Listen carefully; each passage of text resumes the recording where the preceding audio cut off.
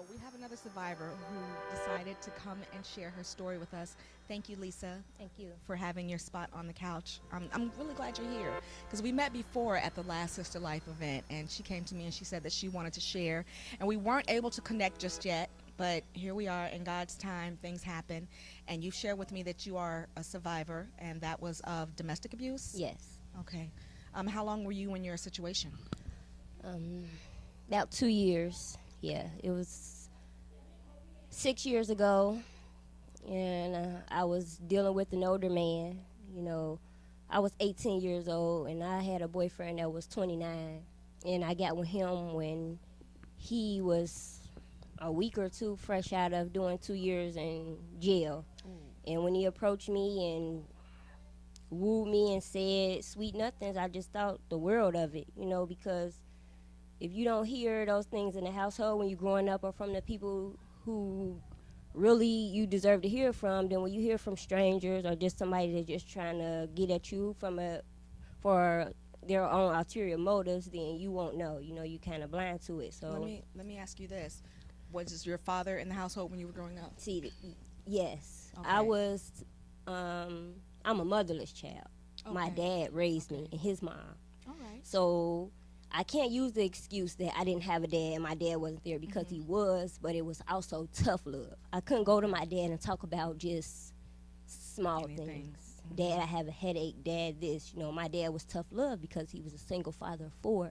And I understood him, but I didn't understand the toughness, He was more of a provider, maybe Exactly. not the emotional support that you Exactly. needed, but he took care of the household and made sure the kids had everything that they needed. And as I got older, I accepted that. I accepted that all love was tough, no matter who it came from. That's how I seen it. So in my situation, if I didn't wake up and get the hugs and kisses or anything just because when I got them after argument or after this guy talked down on me, then it was okay because that was tough love. Either way, I still looked at it as love. I didn't get hit, beat, or anything, but I didn't recognize the mental abuse.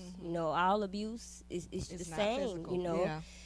And 2 years it took for me to have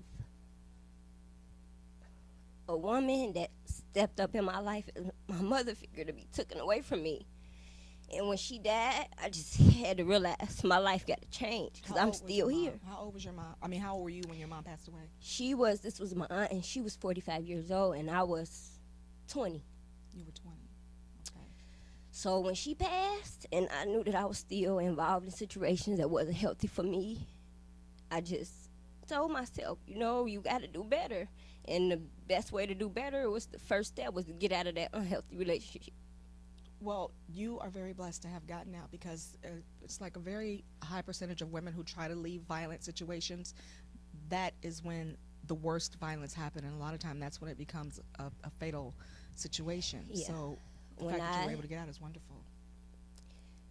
I express I want to leave. You arguing, you can say so many things, but just saying it is not nothing because you still at a standstill. You have to make your feet move along with your mind, and don't worry about what's in your heart because this conference today let us know women, we endure it all. We love those who don't love us. The day I told this man I didn't want to be with him no more, he told me that I thought I was too good for him. Before I could blink, he pulled a gun out. This man was already taller than me, stronger than me. It don't take much to take me down if you feel threatened by me. But a gun. Was it just the two of you there? And how did you get out of that? After my aunt passed and I told you that I wanted to change and I wanted to change to feel happy and better myself. The last argument with this guy, I never called the police before, and something let me know that was my loyalty to him. After that last time, I called the police. He didn't hit me, but I wanted him away from me, and I didn't want him to come back like I allowed and he was used to. So I got a restraining order out on him. Good. And my birthday is June the 2nd. On 6/6/2006, this man showed up at my apartment after 2 months of being gone. I want to get my stuff. I know I'm not the man for you. I get out your way. Me being me, I let him upstairs. Stuff was already packed, showed him where it was at. That wasn't his angle. Who you leaving me for? If I can't have you, nobody can. Pushing me all around. You know? I got to leave out and go downstairs and make a call. My dad said if he comes around again, you call me. And I made that call.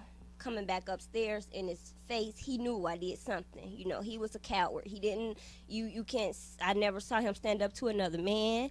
And I knew that he didn't do jail. So the look in his eyes when I came back upstairs, I knew something was going to happen to me. I didn't believe that it would be to that extent, but I knew. So when I went back upstairs in my apartment, he was still standing there in the middle of the floor, and I said, get out. You know, it just, all the anger came to me from what I've been through with him. What you've been holding on to. And I didn't have any care. You know, I want to say that I didn't care because it was just, you see me going through this, you see me want to get out and leave, and you don't want to let me go. If you love me, let me go. So I said what I said, get out. He pulled the gun out. When he pulled the gun out on me, like I said, I never thought anybody, not in my household, out on the street. I don't live a lifestyle where I feel that I should have to fear for my life. So I collapsed right in the middle of the floor. I didn't try to run out. I didn't think nothing different. I just fell right down in the spot that I was standing in. And I just remember being balled up. I put myself in a ball. I braced myself because when I seen that gun in his face, I knew that I was going to die. I knew that it wasn't just a play. You know, I know that I didn't do anything to deserve it, but I just braced myself for that shot to come. I was down on the floor for a little while, and I just felt the gun being pointed in different, you know, spots in my head. And I was just waiting for it. And it went off.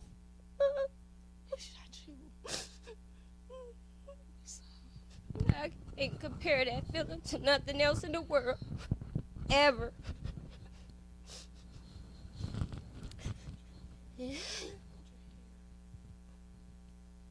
I just remember coming to. You were still there? Did he leave you there? I came to. And when I looked across the room, it was blood on the wall. And he had slid down. He was just right there. Shot himself with the gun still in his hand.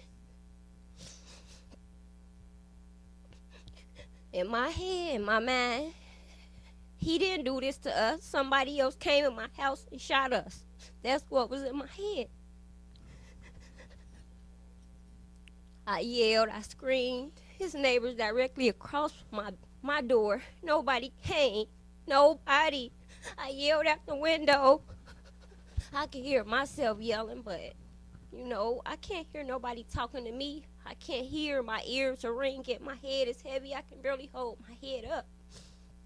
You know? And I lived in this building. It was like 12 plus 12 plus 12, 3 different stories of steps. But one thing I told myself, I'm not going to die like this in this building. Somebody going to see me. I got to get my last words to somebody. I'm not going to die like this. Where did he shoot you at? Was it in your head? He shot me in my head. The bullet cracked my skull, but it did not do any damage to my brain. I had 72 staples. The physical part, that's the easiest part I got over. It's living on and enduring know what I've been through and just trying not to carry that with me throughout my life. You know, I try to live and create this totally different life. Like, that's not me. I'm a Gemini. I try to live like my twin. You know, that happened to her. That didn't happen to me. But it did. And Did you get any kind of counseling? Did you go and get help? What happened? One thing about me, I just feel that I come from a household when I was younger, and whatever goes on in this house stays in this house. And I kept that with me in the relationship, bad relationships I'm in. Don't seek out, don't talk to nobody. Nobody cares. That's how I feel sometimes. But I know better now. I do know better. That happened to me 6 years ago. I still go to counseling every Thursday. I write poetry. I speak out about what happened to me. I put myself in third person, and I put myself in situations that have not happened to me before, and I speak on them through my poetry, because I've been writing poetry since I was 8 years old, but I never, ever share. I never share because I don't like sympathy. I don't like to be judged. I just like to be me in my lane, in my own world. But I know that in this world, people gonna judge, but that what they make of me does not make me. You know.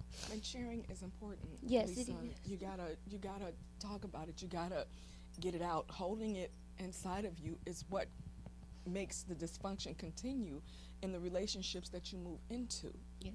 As survivors, we have to learn how to do that. You know, I didn't, and I haven't fully shared yet. Shame on me, but I really am glad that we had an opportunity to get together. I didn't know what to expect. Yeah, from the first day, your first poem, your story, you know, at the first women's conference, you know, you drew my heart to you. I knew that I would be on this couch the next time that I see you. And it's only because of women like you that let me know I'm not alone, and there's other women out there that could connect with me and let me know it's not over for us. We are victims, but we are victorious. Yes. We are survivors, and there's life after abuse. Yes. We don't have to live with that. Oh my gosh.